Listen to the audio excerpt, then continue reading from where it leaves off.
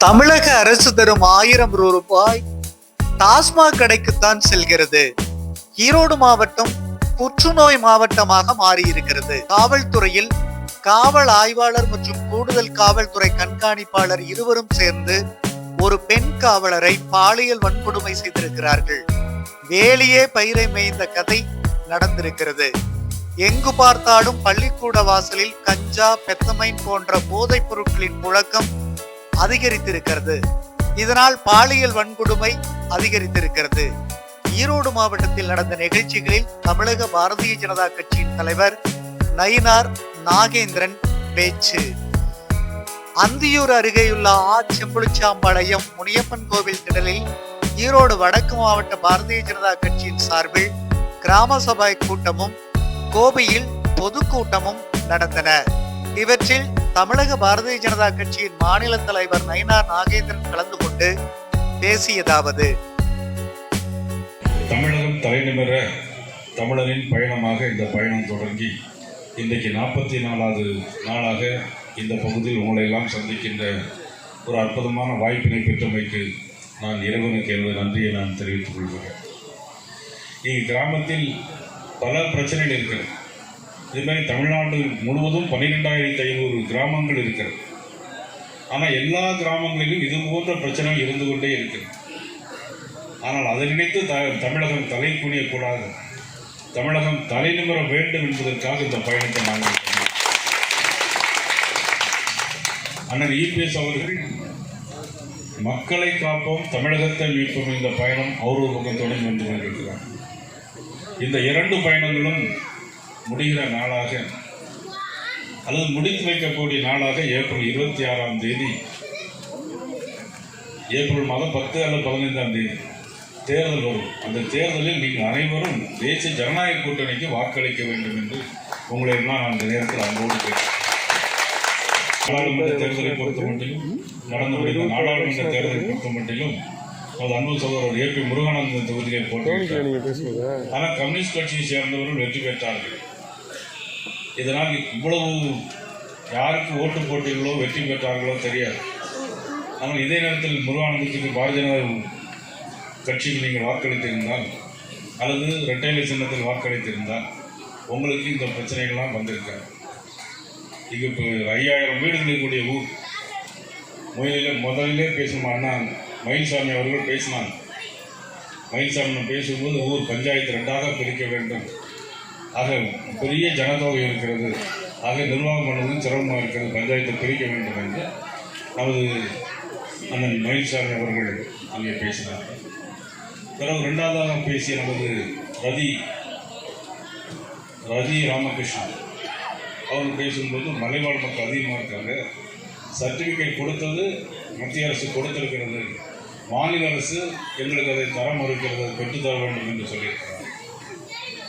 அதை 3ஆவதாக பேசலாம். இதனால் இந்த குட்டைகளெல்லாம் கழிவு நிறைய இருக்கிறது, அந்த குட்டைகளெல்லாம் அந்த கழிவு குட்டைகள்லாம் நிறைய நோய் ஏற்படுகிறது, அதை மாற்றித்தர வேண்டும் என்று இங்கே கோரிக்கை. மகாராஜன் அவர்கள் பேசும்போது பேசினாருன்னா மல்லிகைப்பூ நிறைய விளைகிறது, ஆக அதையெல்லாம் எங்களுக்கு நல்ல விலை வேண்டும், விவசாயிகள் அதிகமாக இருக்கிற பகுதி அப்படிங்கிற விஷயத்தை தகவல் சொல்லியிருக்காங்க. சொந்தலிங்கம் பேசும்போது அந்த பேருந்து நிலையத்தை வார சந்தையில் பயன்படுத்துகிறார்கள். ஆக வார சந்தையை பயன்படுத்தும் போது பேருந்துகள்லாம் வெளியே நிற்கிறது, டிராஃபிக் நெருக்கடி ஏற்படுது அப்படின்னு சொன்னாங்க. அப்புறம் இன்னொருத்தர் பேசும்போது சொன்ன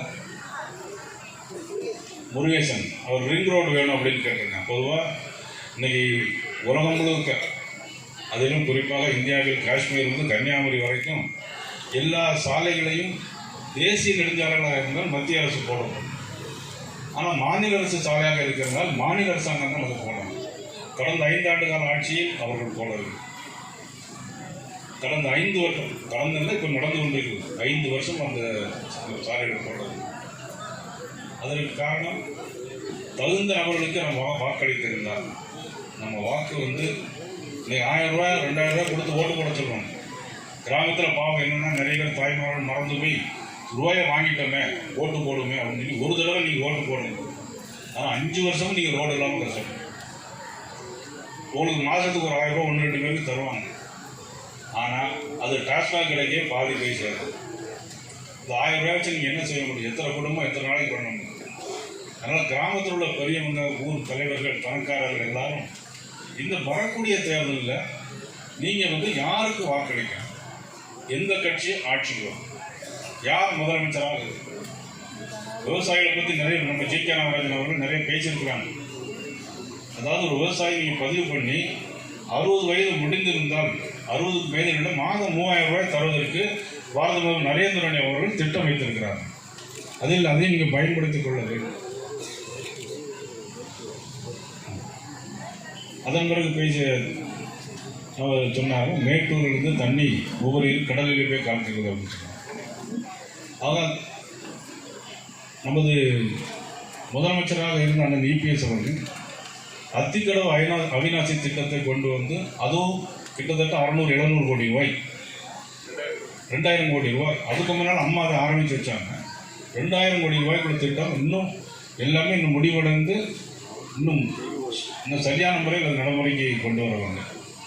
அதே மாதிரி சக்தி சுகர்ஸை பொறுத்தமணி அந்த சுகர் இந்த கழிவு நிறைய வருதுனால, ஏன்னா நிறைய அது நம்ம ஒன்றிய தலைவர் சிவசங்கர் சொல்கிறார்.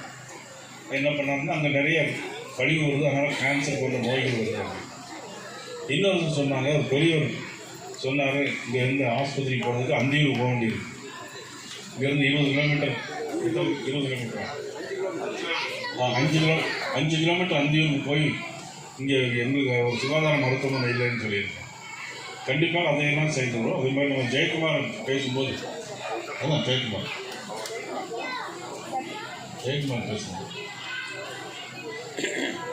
ஜெயக்குமார் பேசும்போது பவானி சமுக்காலம் அதற்கு ஜெயக்குமார் என்ன கேட்டார்? தொழிலாளர்கள், அதாவது நெசவாளர்களுக்கு என்னென்னா, இது தமிழ்நாடு முழுக்க இருக்கக்கூடிய பிரச்சனை, நெசவாளர் பிரச்சனை. நீங்கள் அன்னூர்லேயும் இருக்குது நெசவாளர் பிரச்சனை, சோமனூரில் இருக்குது, திருப்பூரில் இருக்குது, சந்திரங்கோயிலில் இருக்குது. இதுக்கெல்லாம் என்னென்னா அந்தந்த ஒவ்வொரு வருஷமும் கூலி உயர்வு அவங்க கூட்டி கேட்காங்க, ஆனால் கொடுக்க முடியும். ஏன்னா ஒரு சமக்காலம் செய்கிறதுக்கு ஒரு 2 நாள் 3 நாள் ஒரு குடும்பம் ஃபுல்லாக இருந்து தான் ஒரு சமக்காலம் செய்ய முடியும். ஆனால் 3 நாள் சம்பளம் இருந்தால் கூட அவங்களுக்கு கிட்டத்தட்ட 5000 ரூபா 6000 ரூபா வரும். ஆனால் சமக்காலம் வந்து அவ்வளோ வராது. அதனால் இதெல்லாம் முதலமைச்சர் செய்ய வேண்டிய விஷயங்கள். நாடு முழுக்க, தமிழ்நாடு முழுக்க சமக்காலத்தை என்ன பண்ணணும் அப்படின்னா, அவங்க அதுக்கு நெசவாளர்களுக்கு உரிய விலை வேண்டும், அதற்கு நிர்ணயம் செய்ய வேண்டும். அதை முதலமைச்சர் தான் செய்யணும். இது வரைக்கும் செஞ்சுருக்காங்களான்னு இது வரைக்கும் செய்யணும். அப்புறம் சுதாமணி பேசினாங்க. சுதாமணி வெற்றிலை மஞ்சள்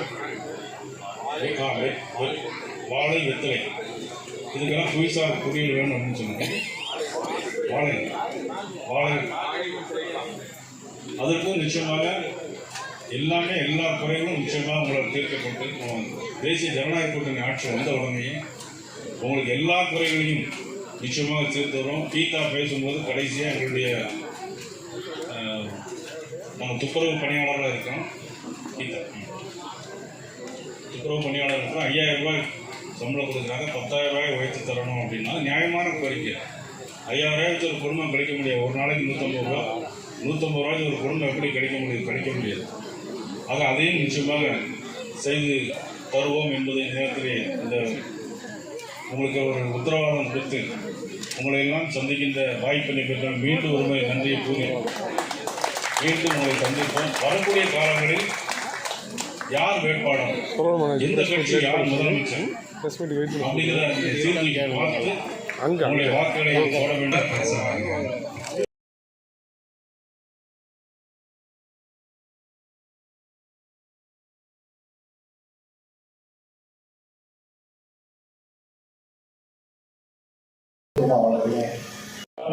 படிப்படியாக குறைப்போம்னு சொன்னாங்க. இப்ப படிப்படியாக டாஸ்மாகோட எண்ணிக்கையை கூட்டிட்டு இருக்கிறாங்க. ஆனா திட்டம் போடுகிறார்கள். எதற்காக திட்டம் போடுகிறான்னு சொன்னால், இந்த பொங்கலுக்கு எத்தனை கோடி ரூபாய்க்கு டாஸ்மாக் விற்கணும், அல்லது அடுத்த தீபாவளிக்கு எத்தனாயிரம் கோடி ரூபாய்க்கு விற்கணும். போன தீபாவளிக்கு 500 கோடி ரூபாய்க்கு விற்றா இப்பொழுது 800 கோடி ரூபாய்க்கு விற்கணும். இல்லைன்னா அதிகாரிகளாம் சஸ்பெண்ட். இந்த மாதிரி தான் திட்டம் போடுகிறார்கள். மக்களுக்காக எந்த மாதிரி திட்டம் போடணும், அந்த அளவுக்கு ஒரு மோசமான ஒரு ஆட்சி. இந்த வீடுகளை பார்த்தீங்கன்னா மின்கட்டண உயர்வு. ஆட்சிக்கு வந்த உடனே சொத்து வரியை கூட்ட மாட்டோம் என்று சொன்னார்கள், மின் கட்டண வரியை கூட்ட மாட்டோம் என்று சொன்னார்கள். ஆனால் சாக்கடிகள் அப்படின்னா, ஆனா இன்னைக்கு எப்படி பார்த்தீங்கன்னா அந்த பில்லை பார்த்தாலே நமக்கு சாக்கடை. முந்தி தொட்டாதான் சாக்கடை, நம்ம போராட்டம் பண்ணலாம்.